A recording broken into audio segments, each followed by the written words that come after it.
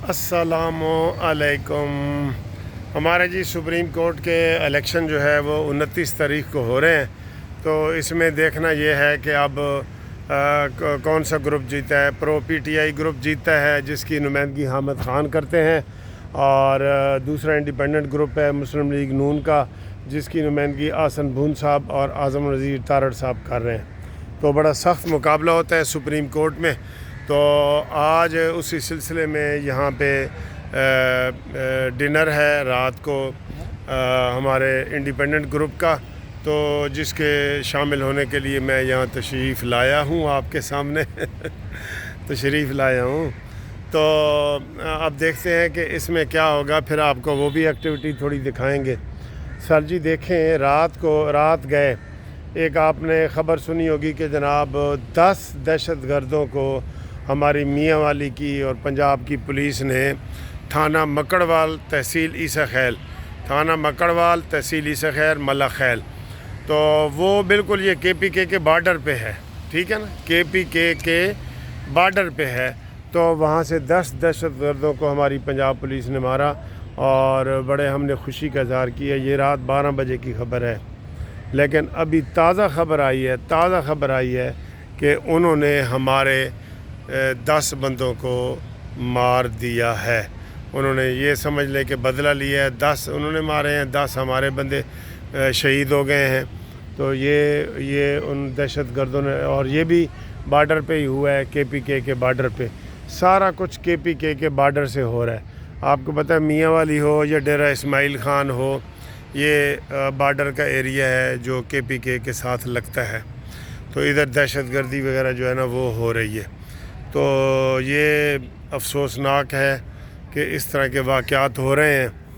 تو اس چیز کو کیسے کنٹرول کیا جا سکتا ہے، ٹھیک ہے نا۔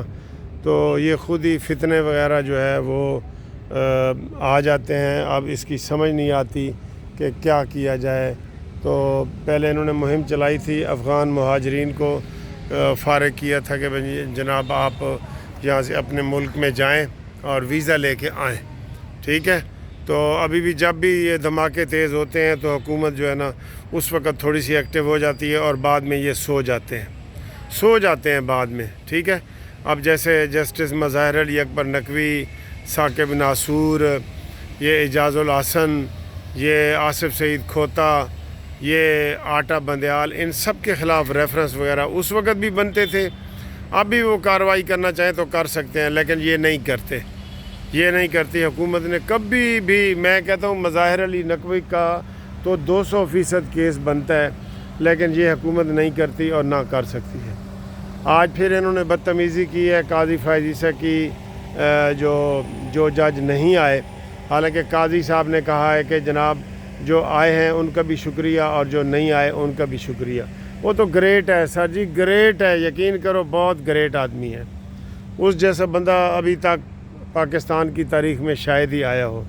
بس ان کو صرف 1 سال ملا ہے، جس کی وجہ سے وہ کوئی لمبی چوڑی کارروائی نہیں کر سکے، ٹھیک ہے۔ تو بات یہ ہے دوستو کہ قاضی فائز عیسیٰ تو آج ریٹائر ہو گئے، چلے گئے۔ اب دیکھتے ہیں کہ آگے کیا ہوگا، لیکن یحییٰ آفریدی نے ان کو بڑا اچھا ویلکم کیا ہے، اور انہوں نے کہا جی کہ میں جیب سے سارا یہ خرچہ کروں گا، کیونکہ قاضی صاحب تو آپ کو پتہ ہے نہ پروٹوکول لیتے تھے، نہ سرکاری گاڑی لیتے تھے، اور انہوں نے ان چیزوں کو ختم کیا ہے۔ جو نکالی تھی نا ان کے بڑے بڑے لوگوں نے، ان کو اس چیز نے انہوں نے ختم کیا ہے۔ اور باقی جناب آپ کو بتایا ہے کہ بیلیں ہو رہی ہیں۔ آج بھی فیصل واڈا کہہ رہا تھا جی میں نے آپ کو کہا ہے کہ ساری بیلیں ہو رہی ہیں، اور نیا جناب عظمیٰ کی بھی ہو جائے گی اور علیمہ کی بھی ہو جائے گی۔ اور اب وہ کہہ رہا ہے کہ جناب علی جو نیا زیرک سیاستدان ہے شاہ محمود قریشی، وہ نکل رہا ہے، اور اس نے رہی صحیح کسر جو ہے نا عمران خان کی نکال دینی ہے۔ وہ کہہ رہا ہے جی سوائے عمران خان کے نا ہم سب کو معاف کرنے کے لیے تیار ہیں معاف کرنے کے لیے، لیکن مین جو ملزم ہے اس کو کسی صورت معاف نہیں کریں گے، یہ انہوں نے فرمایا ہے جناب علی فیصل واڈا صاحب نے، ٹھیک ہے۔ تو یہ صورتحال ہے۔ تو باقی سیاسی خبریں نہیں ہیں، ہاں یہ امریکہ نے جو نیا کیا ہے جی، ان کے 62 سینیٹر نے خط لکھا ہے کہ جناب عمران خان کو رہا کرو، اور فیصل واڈا سے جب پوچھے گیا انہوں نے کہا جی وہ 62 ہے نا، ہم 64 بندے سینیٹر ان کو خط لکھ دیتے ہیں کہ آپ اپنا سنبھالو، اپنے ہماری مداخلت نہ کرو۔ اس میں کیا بات ہے؟ یہ سیاسی چیزیں ہوتی ہیں، اور عمران خان امریکہ سے ہی آزادی چاہتا ہے، اس کی تو خیر کسی بات کا سر پیر ہے ہی نہیں نا، سر پیر ہے ہی نہیں۔ اچھا ایک خبر جی جو ہم سے کافی لوگ شیئر کر رہے ہیں، یہ آئینی کیس وغیرہ جو ہے، وہ آئینی کیسوں کے حوالے سے ہم آپ کو بتا دیں کہ آئینی اور غیر آئینی کیسوں میں کنفیوژن رہے گی، کافی کنفیوژن رہے گی، آئینی اور غیر آئینی، کیونکہ جو عام کیس بھی ہوتا ہے نا، اس میں ہم سیکشن آئین کی کر دیتے ہیں کہ اس میں جی فنڈامنٹل رائٹ کا وہ نقصان ہے اور فنڈامنٹل رائٹ ڈیمیج ہو رہا ہے، تو ہر کیس میں ہم کر دیتے ہوتے ہیں۔ تو اب دیکھنا یہ ہے کہ یہ کیا ہوتا ہے۔ سید منصور علی شاہ نے کہا ہے کہ جب تک کمیٹی کا مسئلہ حل نہیں ہوتا، صدارتی آرڈیننس کے ذریعے جو انہوں نے پریکٹس اینڈ پروسیجر ایکٹ کا کیا ہے نا، وہ ویسے غلط کیا ہے وزیر قانون نے، وہ پریکٹس اینڈ پروسیجر ایکٹ آنا ہی نہیں چاہیے تھا، آ گیا تو پھر اس میں جو تبدیلی کی ہے وہ بھی غلط کی ہے۔ وہ بالکل ایسا ہی ہے جی کہ نانی نے قسم کیتا تھے، قسم کر کے چھاڑ دیتا تھے، اور برا کیتا، یہ والی وہ والی بات ہوئی ہے اس میں۔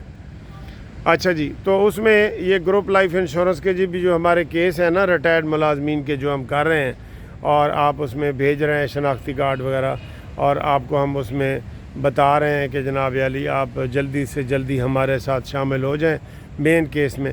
یہ بھی آئینی کیس ہے، پہلے یہ جسٹس میاں اور گل اورنگزیب کے پاس لگ رہے تھے، اب 13 کو بھی لگا ہوا ہے۔ اب وہ دیکھنا یہ ہے کہ آئینی بینچ علیحدہ بنتا ہے، اس کے پاس لگنا ہے یا کس کے پاس لگنا ہے، تو اس سے پہلے یہ اسی ہفتے میں یہ ساری چیزیں کلیئر ہو جائیں گی، ٹھیک ہے۔ جو ریٹائرڈ ملازمین ہیں وہ میرا جو ٹیلی فون نمبر ہے 030047257552، منصف اوان ایڈوکیٹ سپریم کورٹ، اس کے اوپر آپ مجھے بھیجیں تو انشاءاللہ تعالی میں آپ کو مین کیس میں آپ شامل ہو جائیں گے۔ تو ابھی تھوڑی دیر تک آپ کو میں دکھاتا ہوں کہ کس طریقے سے ہمارا جو فنکشن ہے سپریم کورٹ کا، اس میں کتنے لوگ ہیں، کیا نہیں ہے، ساری چیز انشاءاللہ آپ کو میں بتاتا ہوں، ٹھیک ہے۔ Thank you very much for watching this video. انشاءاللہ اگلی ویڈیو میں آپ سے ملاقات کرتے ہیں۔ اللہ حافظ۔